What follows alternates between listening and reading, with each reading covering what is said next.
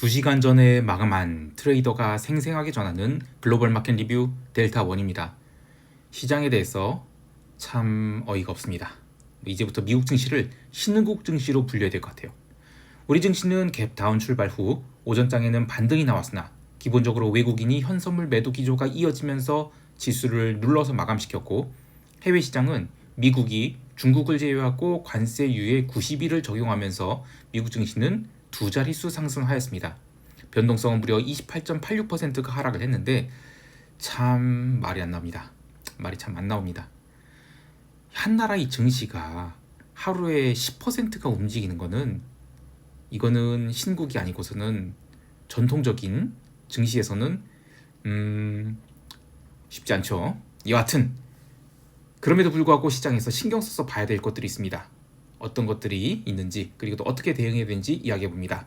시황이 스크립트를 먼저 보기를 원하시는 분들은 네이버에서 델타1 글로벌 검색하시면 스크립트 미리 보실 수 있습니다. 자, 먼저 아시아 세션 리뷰 시작할게요. 우리 증시는 미국 증시가 종가 저가로 눌리면서 갭 다운 출발했지만 처음 15분간은 외국인들이 선물을 1000계약 정도 매수하면서 지수 하단을 방어하자 현물시장 개장 무렵에는 보합권까지 오르기도 했습니다. 하지만 오늘도 외국인들은 현물시장 개장과 함께 현물 매도를 선형적으로 쌓기 시작했어요. 결국 선물시장에서도 매수를 매도로 돌리기 시작하면서 하루 종일 지수가 눌려서 303선까지 선물이 내려가기도 했습니다. 그러나 아쉽게도 전반적으로 변동성은 살아나지 못했습니다. 워낙 변동성이 높은 수준에서 출발하기도 했지만 아시아 세션이 CME 전자거래가 진행되는 동안 변동성 선물이 강력한 스퀴즈를 내면서 폭등을 하자 함부로 옵션 매도를 못했던 것 같습니다. 그럼에도 불구하고 만기가 하루 남은 옵션인지라 기관들은 콜 클래스 옵션을 대량으로 매도했는데 방금 마감한 야간 선물은 5% 넘는 폭등을 했죠. 해외 시장 또한 나스닥 기준 선물이 12% 넘게 상승한 마당에 과연 저 콜옵션 매도분을 어떻게 처리하게 될지 궁금합니다. 특히 콜옵션 행사가 310 이상의 옵션들은 아주 낮은 프리미엄으로 대량의 옵션 발행이 이루어졌는데 목요일 우리 증시 장 초반에 이거 초대형 사고가 나지 싶습니다. 다시 시황으로 돌아와서 외국인들은 오늘도 강력한 선물 매도를 하였습니다. 오늘은 시장 베이시스가 이론 베이시스 대비 무려 마이너스 2포인트까지 눌렸는데요. 프로그램 차익 매도도 550억가량 나오는 등 계속해서 시장이 눌리고 있습니다만 어제도 그렇고 오늘도 그렇고 외국인들이 당일 매도한 그 선물 매도분을 절반 정도는 장 마감 무렵 빠르게 걷어내고 있어요. 오늘도 7천억 정도 매도를 쌓은 것을 막판에 2,500억은 빠르게 걷어냈는데요. 그런데 오늘은 선물 미결제 약정이 의미 있게 증가했어요. 장중 한때 무려 1만 2천 계약까지 증가했는데 방향성을 하는 외국인들을 제외하고도 이 가격대에서는 포지션으로 선물 매수를 한 주체도 있다고 봐요. 특히 점심 무렵 개인으로 짓게 된 투자자들이 이 가격대에서 약 한 1,000억 원어치의 선물을 기계적으로 매수한 것으로 보이는데 참 용감한 선택입니다. 방금 마감한 해외 시장이 급등하면서 이 포지션은 큰 평가의 이익을 얻게 될 것으로 보이지만 시장이 완전히 바닥을 쳤다 보진 않은 상황에서 옵션 만기까지 겹쳐 있는지라 이거를 잘 청산하고 나와야 되지, 이걸 만약에 이거 어떻게 잡은 포지션인데 하고 계속 홀다가는 시간이 지나면서 도루묵을 맞을 가능성도 있다라고 보고 있습니다. 물론 당일날 도루묵은 아니라고 봐요. 자, 이제 옵션 시장 이야기를 할게요. 마켓 메이커들은 하락장이라는 생각에 그동안 콜옵션을 대량으로 매도해왔고 살벌한 규모의 미결제 약정을 쌓았는데 개장 후 행사가 315에서 305의 콜옵션은 무조건 기계적으로 손절매를 해야 된다라고 봐요. 317부터는 그래도 평균 발행 단가가 쇼스퀴즈를 할 정도는 아니라고 보지만 그동안 풋클래스의 옵션을 지수 하락에 계속 환매해왔던지라 콜옵션 매도를 싸게 한 것이 상쇄될 수는 없어요. 그래서 지수는 최대 상승한도 324선까지 오를 때는 스퀴즈가 나올 것 같지만 스퀴즈가 일단 마무리된다? 그러면 또 오후장에는 하염없이 밀릴 수 있다, 이렇게 보고 있습니다. 그나저나 마켓메이커들은 트럼프 욕 아주 제대로 할 것 같아요. 최근의 급등락으로 인해서 헤지펀드는 물론이고 CT조차 손실을 크게 입었다고 하는데 이건 뭐 말이 안 나옵니다. 사실 수요일 시장은 306선 이상에서 출발 후 바로 급락이 나오면서 대형 사고가 났어야 되는데 그걸 틀어막은 것은 사고를 내지 않겠다라는 의지를 표현한 것이죠. 그렇기 위해서 시가를 나름 강하게 만들면서 콜옵션 매도를 대량으로 쌓았단 말이에요. 오히려 그것이 이제 대형 사고의 씨앗이 된 것이죠. 자, 그러는 가운데 오늘도 외국인들은 이른바 아마겟돈 펀드라고 들어온 것인지 극의 가격 풋옵션을 대량으로 매수했는데 뭐 이거 만기 하루 남은 상황에서 지수가 급등해 버렸기 때문에 아쉽게도 휴지가 되겠습니다. 자, 이제 유럽 세션 넘어갈게요. 유럽 증시는 미국 증시가 전일 눌릴 때 지수 선물이 함께 눌려서 갭 다운 출발을 했으나 아시아 세션에서만큼은 이 눌린 만큼보다는 한참 더 올라서 출발했어요. 본장 개장 후에도 오전장은 나름 반등 시도가 있었는데요. 변동성이 아시아 세션에서 사고가 날 정도로 급등한지라 시장이 곱게 올라갈 수 있는 상황은 아니었다라고 봅니다. 유럽이 점심시간 무렵 중국이 미국의 보복 관세율을 높이면서 증시는 또다시 눌렸고요. 이후 미국 세션에서는 반등 시도를 했긴 했는데 마감 무렵에는 다시 눌렸어요. 그래서 현물 기준으로는 추가 하락, 그것도 급락을 눈앞에 둔 형태로 마감하게 됐습니다. 하지만 새벽 2시 미국이 중국을 제외하고 관세 부과를 90일간 유예하겠다면서 이 모든 상황이 정리되었죠. 변동성은 25포인트까지 내려왔는데요. 이제 90일이라는 시간을 벌었다라고 하지만 중국 문제가 해결되지 않은 상황에서 이 반등이 계속 이어질지는 잘 모르겠습니다. 채권 시장에서는 오늘도 장기 채권이 눌렸는데요. 미국이 관세 부과 유예 소식으로 30년 국채는 아래꼬리를 달고 올랐고요. 단기물 중심으로 급락이 나왔습니다. 그런데 이 모습을 참 어떻게 설명해야 될지 모르겠어요. 왜냐면 참 이게 결코 건전한 움직임이 아니에요. 여하튼 글로벌 채권 시장은 단기물 위주로 급락했습니다만 증시가 반응한 것에 비하면 단기 채권의 하락은 그리 크지 않았다라고 봅니다. 대신 채권 시장의 반등으로 채권 변동성 지수인 무브 인덱스는 마이너스 7.9% 빠져서 128.83포인트까지 내려왔는데 이것 또한 어제 대비 빠진 것이지 4월 2일 이후로 상승한 부분은 뭐 얼마 돌려준 게 없다고 봐요. 통화시장에서도 매우 거친 움직임이 나왔습니다. 오지달러가 무려 3.3% 상승했고 멕시코 페소와도 2.6% 상승을 했는데요. 이건 뭐 그냥 뭐 말이 안 나옵니다. 관세 유예 소식으로 글로벌 리스크 온이 되면서 원자재도 급등을 하고 또 원자재 통화인 오지달러도 급반등을 했다라고 보는데 하지만 엔화는 생각보다 안 빠졌어요. 그냥 이틀간의 상승분을 되돌려준 정도에 불과했는데 참 뭐라 할 말이 없습니다. 상품 시장에서도 구리가 8% 넘게 상승하고 기름도 7.69% 상승한 등 강력한 리스크 온이 있었어요. 그런데 하나 신경 써서 볼 것은 골드가 3.39% 상승해서 3,100달러에 근접했거든요. 이것은 관세 이슈 때문에 오른 게 아니에요.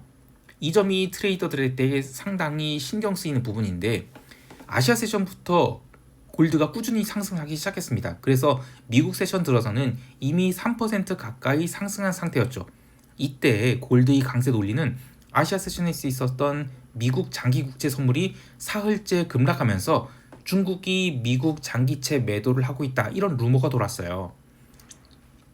그에 따라 안전자산으로서 미국 국채도 더 이상 소용이 없다라고 그러면 최후의 보루는 골드가 아니겠는가. 마침 마진골도 다 나온 것 같고 포인트 피겨인 3,000달러 선을 지지하는 거 보니 이거 골드 사야 되겠다 이렇게 들어온 매수세가 많았다라고 보는데요. 이런 논리라면 미국이 관세 부과를 유예했을 때 골드가 급락해서 다시 3,000달러를 깨든지 아니면 그보다 더 하락해야 한다라고 보지만 관세 유예 소식 후 약 20달러만 잠깐 밀렸고 이후 점진적 매수가 유입되면서 다시 3,100달러까지 올랐어요. 이것은 미국이 관세 유예를 했다 해도 이미 달러에 대한 신뢰는 망가졌을 가능성이 높음을 보여주는데요. 사실 미국 증시가 하루 만에 10% 상승한다? 이렇게 변동성이 높은 시장에서 무슨 자산 배분입니까? 달러화는 이미 신뢰를 잃었다라고 볼 수 있겠어요. 참 뭐 더 할 말이 많지만 여기까지 하고 미국 세션 넘어갈게요. 미국 증시는 전일 고점 대비 마이너스 8%의 급락을 한 뒤 아시아 세션에서 또 밀리면서 나스닥 선물이 17,000포인트마저 깨게 됩니다. 이후 중화권 증시가 반등할 때 일시적으로 올라오기도 했지만 유럽 세션 시작 전까지 계속 약세를 보였고요. 유럽 증시가 나름 낙폭을 줄여서 개장하자 따라서 올라서기도 했지만 유럽 세션 중반에 중국이 미국에 대해 추가 보복 관세를 발표하자 다시 나스닥 선물은 17,000포인트 이하로 내려가게 됩니다. 다행히 본장 개장 1시간을 앞두고 프리마켓에서 현물의 저가 매수가 유입되기 시작하면서 지수는 전일 언더슈팅이 났던 자리인 17,500선 그리고 17,250선을 오가면서 한참 횡보를 했어요. 그런데 이때 변동성은 거의 빠진 게 없습니다. 아시아 세션에서 변동성이 폭발을 했다가 내려온 것도 있지만 아직 뭔가 해결된 상황이 아니었기 때문이죠. 단지 저가 매수로 올라온 것에 불과했어요. 유럽 마감 무렵 나스닥 선물은 저가 매수도 많이 들어왔지만 또 만만치 않게 고점에도 많이 쌓이고 있었거든요. 그래서 오후장에 눌릴지 아니면 강력한 반등이 나올지 굉장히 중요한 기로에 서 있었다라고 보는데, 근데 새벽 1시 이후에 시장이 안 빠지는 거예요. 매수자들이 승기를 잡기 시작했고요. 특별한 뉴스플로우는 그때 없었지만 더 이상 변동성이 살아나지 못했고, 그러면서 지수가 살살 올라오기 시작했습니다. 새벽 2시 미국 10년 국채 입찰 나름 성공적으로 끝나자 지수는 일시적으로 오르게 되는데요. 워낙에 변동성이 높고 또 유동성이 부족하다 보니 일시적으로 상승한 부분을 빠르게 반납했지만 이후 다시 저가 매수가 들어오면서 눌림을 만회했어요. 그리고 10분 뒤 새벽 2시 10분에 미국이 중국을 제외하고 90일간 관세 부과를 연기한다, 이 소식이 전해지자 지수가 아주 역대급 급등을 해요. 근데 워낙 빠른 급등이다 보니 수차례의 서킷 브레이커가 걸리는 등 이걸 어떻게 설명할 수 없을 정도의 폭등이 나타났어요. 이번 주 월요일에 가짜 뉴스로 기록한 나스닥 18,300포인트 아주 가볍게 넘겼고, 그 18,800포인트, 그러니까 지난주 수요일 트럼프가 실제로 관세 부과를 강행하면서 시간외에서 눌린 자리마저 강하게 돌파해버리는 강력한 스퀴즈가 나왔습니다. 이후에도 나스닥 선물은 약간의 흔들림은 있었지만 쉬지 않고 매수세가 유입되면서 무려 12%가 넘는 초장대 양봉을 만들면서 상승 마감했어요. 개별 종목들 또한 대부분 두 자릿수 상승을 했는데 나스닥 시총 1등부터 9등까지 모두 두 자릿수 상승했죠. 특히 그동안에 강하게 늘렸던 테슬라가 20% 넘는 상승했고, 브로드컴, 엔비디아 같은 이 반도체 ETF에 속한 종목들도 ETF 매수의 힘을 받아서 아주 강력한 상승을 했습니다. 골드만삭스나 JP모건 같은 금융주도 매우 강력한 스퀴즈가 나왔는데, 하지만 잘 보면 아직 하락 추세 내에서 움직이고 있어요. 어떻게 보면 지금 중국과 협의가 끝나지 않은 상태에서 시장이 좀 일찍 축포를 터뜨렸다, 이렇게 볼 수 있는데요. 다시 이야기하지만 글로벌 상대로 이런 식으로 밀당을 하면 미국 자산은 더 이상이 기준물이 될 수가 없어요. 안전자산이 될 수도 없죠. 실제로 변동성 선물은 관세 이슈 이후로 빠르게 하락을 했지만 하락했다는 게 28포인트예요. 하락률이 마이너스 28%이기도 했지만 변동성 선물이 하락한 종가가 28포인트란 얘기예요. 빠진 게. 시장이 진정한 안도레리를 한 것이라면 변동성은 20포인트 이하로 내려갔어야죠. 자, 하지만 시장 참여자들은 이제 미국 증시 변동성이 레벨업이 됐다라고 보는 것 같아요. 사실 중국이 협의에 나서게 될지 안 나서게 될지 잘 모르겠어요.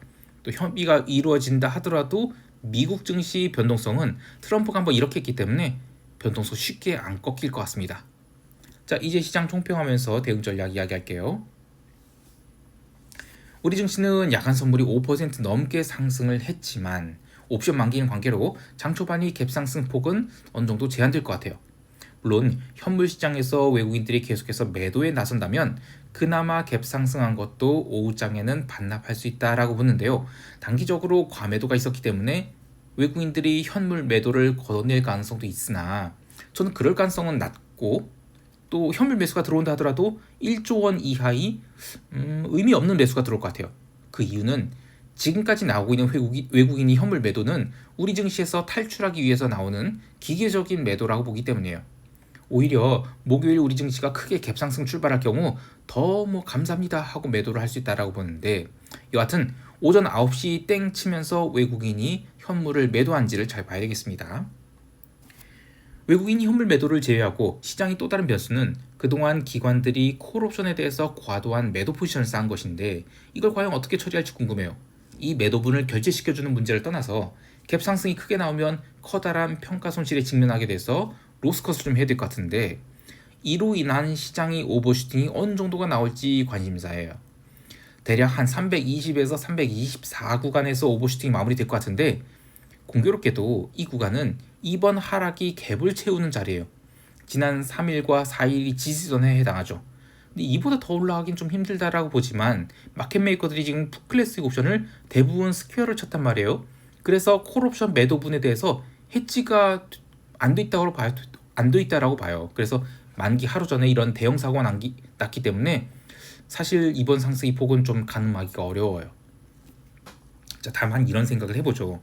지금 시장이 이렇게 상승이 나왔을 때 파생시장에서 어쩔 수 없이 손절매가 나오면서 추가 상승하는 거, 이걸 제외하고 새로 현물시장에 참여한 투자자들이 이 장대 양봉 나왔다라고 보면서 바닥이다, 매수할까? 저는 전혀 그렇지 않다고 봐요. 오히려 그동안은 물려있는 투자자들이 시장의 변동성을 이용해서 매수에서 탈출하거나 오히려 감사합니다라고 신규 매도를 할지도 모른다라고 보거든요. 또 여전히 변동성이 높은 상황에서 이런 오버슈팅이 나온 것이지 시장에서 지금 리스크가 완전히 해소돼서 오른 것은 아니라라고 봐요. 여하튼 우리 시장 옵션 만기로 인한 추가 상승이 멈추게 된다? 그러면 시장은 다시 고꾸라질 것으로 봅니다. 그래서 오전 9시 30분과 오전 10시 30분을 기점으로 더 이상 상승이 안 나온다. 그러면 시장은 320 양광 모드, 즉 종합주가지수 2400포인트 안착 정도로만 만족하게 될 것으로 봅니다. 해외 시장에 대해서도 뭐 어떻게 코멘트를 못 하겠어요. 펀더멘털이고 뭐고 그냥 트럼프가 뭘 하는지에 따라서 시장이 이런 난리를 쳐버리니 포지션으로 뭘 뭉개고 매크로 분석을 하고 이런 것들이 의미가 없는 것 같아요. 다만 두 가지 생각을 해보면, 하나는 시장이 이렇게 급등락을 반복하게 될 경우 조삼모사의 원숭이 길들이기에 당할 수 있어요. 시간이 지났을 때 2분기를 보면 이 과연 매수의 절호 타이밍이었던가? 또 시장이 계속 갈 수 있느냐? 저는 그건 아니라고 보거든요. 오히려 이렇게 급등락이 반복되면 시장 참여자들은 물타기 매수를 하면 반드시 빠져나갈 기회를 준다, 이렇게 착각을 한 바람에 나중에 시장이 진짜 레벨 다운을 했을 때는 빠져나갈 길이 없어요. 여하튼 급등락에서는 편안하게 매수를 해서 들고 갈 수가 없습니다. 오히려 이런 위험 자산에 대해서는 변동성이 커지잖아요. 그러면 그 자산에 대해서는 탈출하는 게 맞아요. 또 하나는 미국 장기 채권인데, 어제 긴 아랫꼬리를 잘 올라왔다 하지만 과연 중국이 미국과의 무역 분쟁을 쉽게 마무리 지을 수 있을까요? 저는 그것도 아니라고 보거든요. 혹여 잘 마무리된다 하더라도 이제 달러에 대한 신뢰가 꺾인다면 과연 미국 장기 국채가 계속 버틸 수 있을까요? 그것도 아니라고 봅니다. 따라서 기존 미국 30년 국채 매도에 대한 관점 그대로 유지하고요. 기름 또한 이렇게 강하게 올랐을 때를 매도의 찬스로 삼는 것이 좋겠습니다. 자, 오늘도 성공 투자하시길 바라고요. 이상 델타원이었습니다. 감사합니다.